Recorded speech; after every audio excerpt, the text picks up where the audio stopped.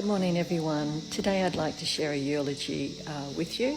It's about words and feelings and emotions which are beautifully portrayed in this eulogy a granddaughter has written for her grandfather. I have changed the names to hide the identity, and I will share it with you now.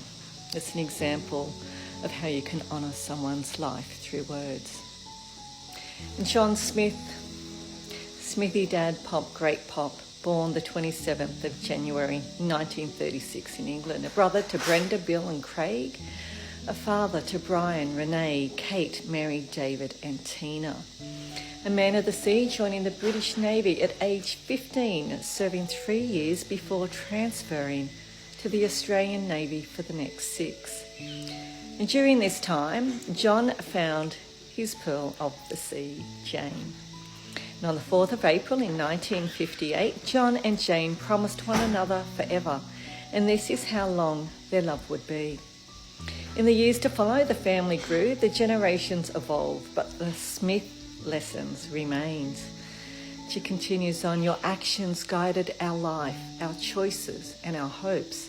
And you watched on from the wings, knowing all, but saying very little, ensuring we learned from our challenges and were there to support us as we grew from them all. You were the glue.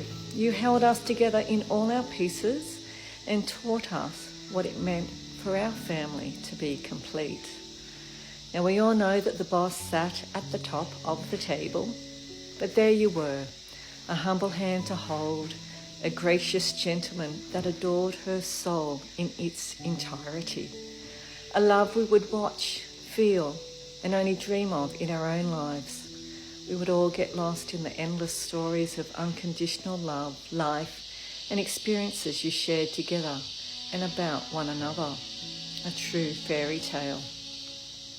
And growing up, there was never a hesitation to visit Nan and Pop's house. Instead, as we raced down Brown Avenue to be the first to knock on the door, we would find Nan and Pop waiting, greeting us with our full name. And suddenly, we were home. It was the Jaffa jar, the pokey machine, the frangipani tree and the backyard bench that created a sense of belonging in their home and in our hearts. The cricket matches moved from the side of the house in Maclean to the sunny backyard in Brisbane, with the number 1 rule staying the same. 6 and out if you hit it into Pop's garden.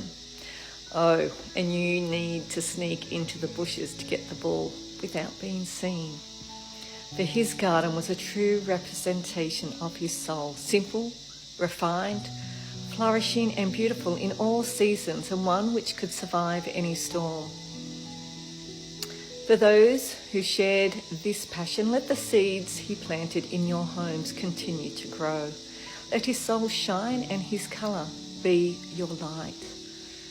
As a family, most of us have one thing in common, and that was Pop was our favourite human.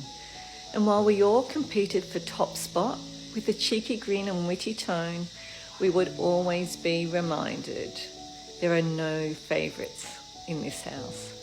And the truth is, he had a favourite in us all. Whether you cooked his favourite lasagna, schnitzel, roast or dessert, were his favourite daily 5:30pm call, $5 pokies partner, Betty's burger date, a soldier he could share a story with, or a fellow Bronco supporter. We each had a unique place in his heart. And today we aren't just saying goodbye to the man who made our family complete, but we're all saying goodbye to our best friend. The past year, your body and mind faced one of its hardest battles, but your stubborn soul prevailed time and time again. And when anybody told you that you couldn't, you showed us all that you would. You would be there for one last life chat, one last game of cards with the great-grandchildren. You would be there to put together one last piece of the puzzle and for one final handshake. We admire your strength, and I had the honour of hearing where it came from.